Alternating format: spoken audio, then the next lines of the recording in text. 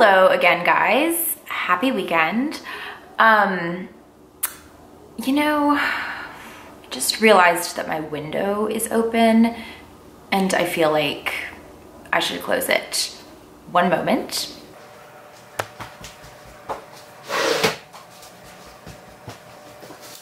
Okay. That's kind of like a twofold thing. One is that sometimes my hood gets kind of loud. And then two is I get kind of embarrassed about vlogging. Like, I'm definitely not like comfortable with my vlogging self.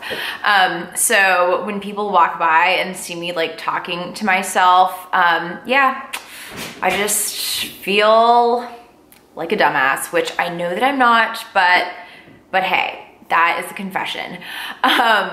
Okay, so today was supposed to be about putting together a dummy. However, I do not have time to do that because I have a deadline. So I figured, why not just cover a topic that doesn't require anything except for me kind of sharing my experience here in front of a camera with maybe some cute like bee footage of Pierre. So I think a good starting point is, what is a picture book agent anyway? What do they do? What's their job? Basically, an agent serves as a middleman. Put down this notebook for a sec. An agent serves as a middleman between you and a publishing house. So usually you're going to be interacting with an art director or editor at a publishing house. So an agent is right here and they basically facilitate and liaise this relationship, this middle ground. So essentially an agent would theoretically like get you the gigs based on their contact list. And then after that, they would actually negotiate your contracts, like based on their knowledge, make sure that, that your contract is as beneficial to you as possible. And then it kind of depends on whether they step out or they kind of are more integral to the process. I feel like just depending on like the two personalities at this end. So on that note, I'm just basically gonna go through a list of kind of 3 pros and 3 cons of having an agent.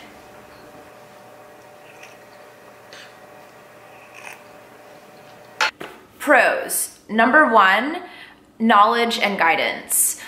From my agent coming into the picture book world, like knowing basically completely nothing, I actually I found her in-depth industry knowledge very helpful. She was able to tell me, you know, like how the whole process worked. She was able to advise me on what my portfolio should look like, where it should go on the website. When I attended the industry conference, like she was able to give me insight on the speakers there and tell me, you know, how I should approach things. So that level of knowledge was definitely most welcome because I literally knew nothing. And now I know a lot more thanks to her. Number 2, list of contacts. So your agent's network is a huge plus. You can definitely gather a list of contacts on your own. You can use this book that has a robust list of contacts. You can join the SCBWI, who also will give you a list of like editors and publishing houses names and stuff. However, your agent's actually gonna know these people and have like their personal emails and have a lot better luck getting them to respond and getting your manuscript in front of their eyes. So the list of contacts is kind of huge. I feel like it's pretty much the number 1 reason to have an agent is basically getting a job through their contacts.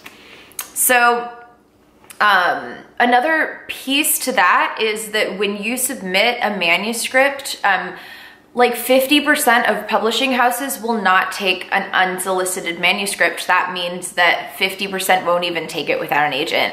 So that is definitely cutting your chances. It's totally not impossible. Oliver Jeffers didn't have an agent and he's doing just fine. But they know who are the right people to submit to if they're good, you know? That's a big one. Number 3 is handles contracts and negotiations. So, you know, I mean, it just depends on what you like to do. If you're really business minded and you want to dig into the contractual stuff and really understand it, which I think is very beneficial, you know, by all means, like if you feel like you're a good negotiator, again, there are resources like the book that I keep talking about that will help you like navigate the muddy waters of contracts. Theoretically though, an agent would able to get you the best terms, and an agent would also be able to suggest sort of extensions to the contract, like if you want global rights and if they want to turn your story into a movie and things of that nature. They're just way more well-versed in that. So that's kind of a big plus. Like you're giving them a cut, but theoretically they're making you more money. So now let's go through some of the cons. And some of these aren't really cons, so I would actually just call this considerations.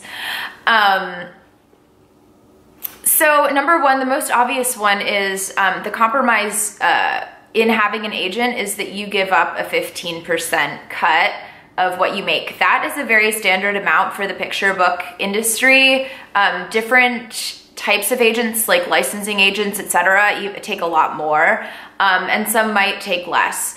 If an agent asks for a fee to look at your work or anything before they get you that contract and essentially make you that money, do not accept it. That's not legit. So you're not paying them unless they're getting you work, but giving up 15% is quite a lot at the end of the day. So number 2, this was a big one for me. It is one extra step in the process, right? In the creative process and also in like the logistical process of just getting your manuscript in front of an editor. This was essentially the deal breaker for me. I have a very clear idea of what I want my voice to be, what I want to talk about, what I want to bring to the marketplace, my point of view, and also what isn't me.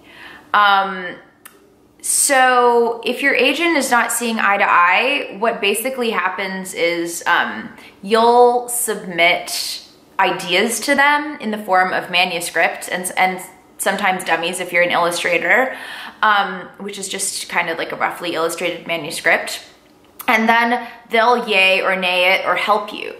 The helping part is really, really critical. Some people are good at giving feedback and some people are not. So if, like in my experience, I just found that like idea after idea were just kind of being batted down, instead of like the way that I like to think about feedback is it's like you hit the ball, it's like tennis, right? Like you hit the ball and then they hit the ball back, and then you hit the ball and then they hit the ball back, you know? But if the other person is just like batting the ball down, then there's no more bounce, so there's nowhere to go with the idea. And I definitely think if anyone is repeatedly telling you that like your ideas are not valid, you need to go elsewhere. So that's all I have to say about that. Number 3, actually I kind of covered number 3 and number 2, but this is just like the most important thing when partnering with an agent is you must see eye to eye. You must see eye to eye from a creative perspective. It has to be more than them just like liking your art. You have to see eye to eye. You have to speak the same language, or else it's just not gonna work. A good way to vet agents is to look at who else they're representing. see what else they have published recently, see what publishing houses that they've been published by, you know, are they the big guns, or are they mostly sort of more educational things, whatever. If they're not representing people who you love or who you are inspired by or who you see yourself playing in a sandbox with, just don't do it. Don't do it, because the taste level's off and you can't fix that, you know what I mean? So yes, those are the lessons that I have learned after sort of about a year and a half of having an agent, and I am definitely not opposed at all. I'm not sure if I'm going to actively pursue one. I would like to try to submit Mr. T unagented and just see what happens, to select editors and stuff and just put together a really solid pitch, just because I've already done it the other way, so I want a point of comparison. But that totally might not work, and I'm well aware of that. And if it doesn't, then I will go back to the drawing board and pursue an agent and just do a little bit more research around the whole thing. So I hope that you guys found this useful. If you have any questions, leave them below. The next video, I'm not sure what it's gonna be. It might be a little bit delayed because I have a deadline on Tuesday. And basically after that, I'm gonna be able to devote like the rest of the week to putting together the dummy and samples and stuff like that. So either maybe it'll be another sort of more businessy type video next on Monday. And I hope that you guys are having a wonderful start to the holiday season. I definitely am. And I will talk to you guys again soon. TTFN.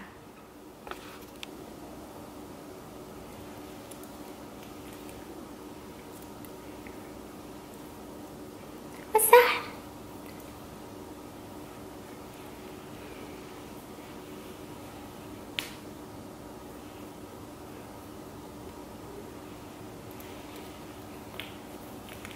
Ooh.